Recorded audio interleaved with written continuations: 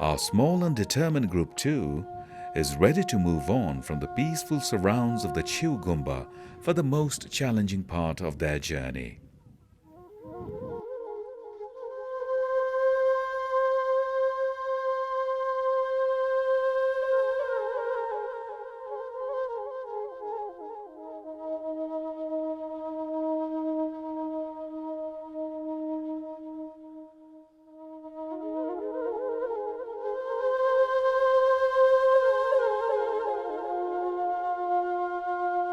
The stay here was very humbling.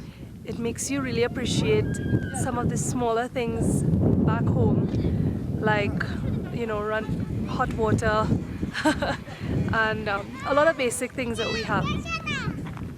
It's been nice, but we are ready to go to Darchan now. In a sense, the 52-kilometer Kailash circumambulation, which starts from the Darchen and is ideally completed in 4 days, is a good old-fashioned high-altitude trek.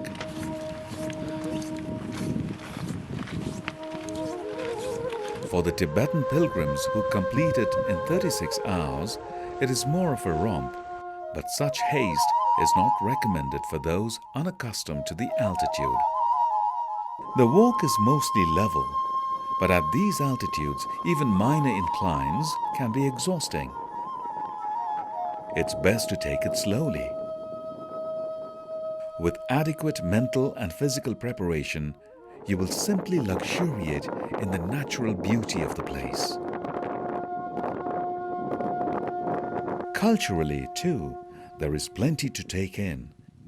It is estimated that about 6,000 monasteries were destroyed across Tibet during the Cultural Revolution.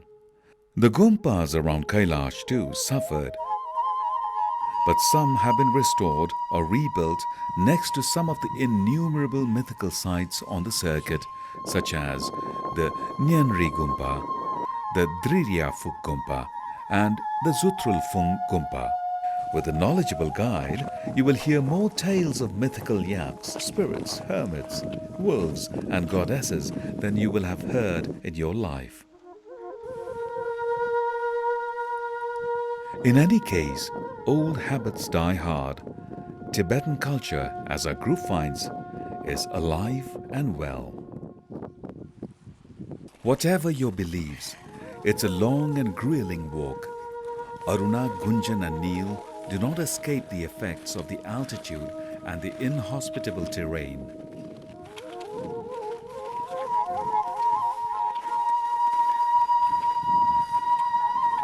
Their journey is complicated by difficulty in breathing and chronic headaches during the toughest bits.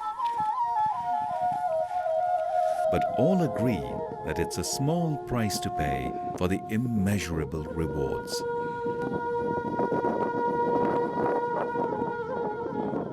Indeed, Tibetans are often to be seen performing a prostration kora around the mountain, a feat of the mind and body that can take several weeks. It is believed that one kora around Kailash cleanses the sins of one life.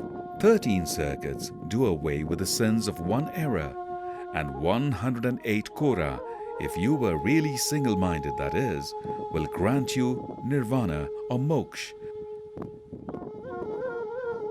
Within this lifetime, only after you complete 13 circuits are you allowed to undertake the inner circuit of Mount Kailash, which brings you right to the base of the mountain. Even if you do not feel your sins are so easily disposed of, you will be amply compensated by the ever-changing views of the mountain. Kailash has 5 dimensions, it is said, which represent gateways to heaven. Only 4 can be perceived physically and are described in mythology as being made of crystal, ruby, gold, and lapis lazuli. The 5th can only be seen with the eye of knowledge. For Neel, burdened with a camcorder, it's been more about focusing on what he can see on the trail. and following the progress of his companions, the going hasn't been so easy. It's a good thing there are plenty of views to take in while you rest.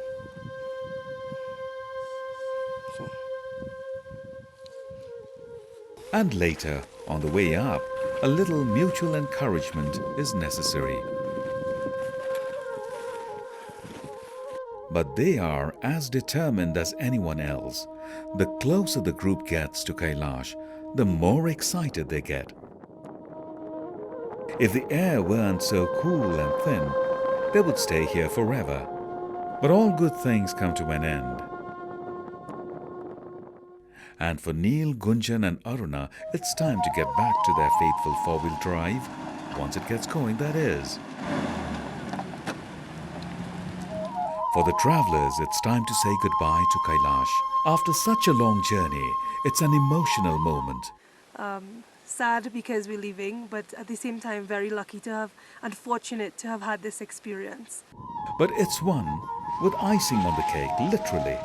Mount Everest at 8,848 meters is the highest mountain in the world and straddles the border between Nepal and China.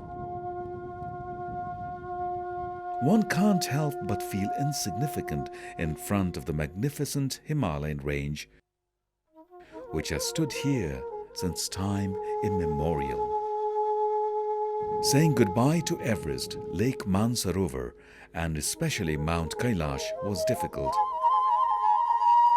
But equally hard is leaving friends that you have made on the trip. This trip to the roof of the world has been a supremely fulfilling one for Neel, Gunjan and Aruna, and a journey they will never forget. The warm welcome in Kathmandu, the long drive across the high plateau of Tibet, the arrival at Mansarovar and the circuit around Kailash was a voyage of discovery as much of the land and the people around them as of their inner selves. As an Indian pilgrim said, "I had a picture in my mind of what it would be like, but when I came here, it was far beyond what I had imagined." Honestly, what it looks from here, it's so different when you see it from close. It's magnificent, the grandeur, it's unbelievable. When we saw it coming up and when we're seeing it going back, it's a big difference because we saw it from the close. And the energy and everything, you can't see from such a distance. But we're just bidding farewell to Mount Kailash now, feeling very sad, but hope to come back again. Everyone should come to Kailash and Mansarovar at least once.